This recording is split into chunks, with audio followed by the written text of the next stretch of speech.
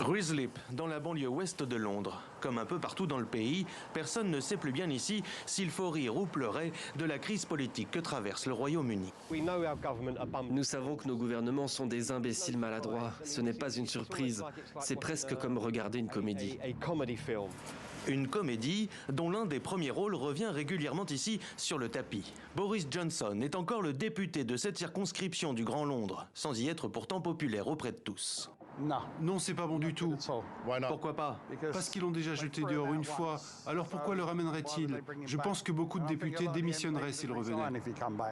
Un nouvel épisode dont le pays en proie à la crise économique voudrait bien se passer, comme la fleuriste de Ruislip, Sarah. La stabilité et le sérieux qu'elle réclame du prochain gouvernement étonnent quand on connaît le pédigré de son favori.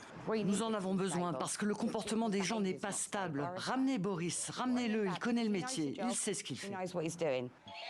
Boris Johnson, certains l'adorent quand il fait faire à d'autres des cauchemars. Depuis qu'il a été aperçu à l'aéroport de Gatwick, de retour précipité de vacances aux Caraïbes, l'ancien Premier ministre donne des sueurs froides au Parti conservateur, tout autant qu'il affole les bookmakers. Vous avez déjà des gens qui s'inquiètent de l'enquête du comité des privilèges. Pourrions-nous élire un Premier ministre qui fait l'objet d'une enquête de la Chambre et qui pourrait être suspendu? En attendant, c'est Rishi Sunak qui fait figure de favori dans cette guerre des clans qui déchire les conservateurs. Perdant face à Liz Truss, le quadragénaire tient sa revanche après avoir claqué la porte du gouvernement Johnson début juillet.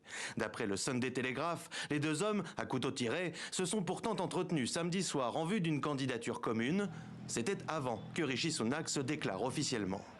Le Royaume-Uni est un grand pays, mais nous sommes confrontés à une profonde crise économique. C'est pourquoi je me présente pour être le leader du Parti conservateur et votre prochain Premier ministre. Première à s'être déclarée, Penny Mordaunt prétend elle aussi incarner la stabilité dont ont besoin les conservateurs pour diriger le pays. Il lui reste jusqu'à lundi après-midi pour obtenir les 100 parrainages nécessaires pour se présenter.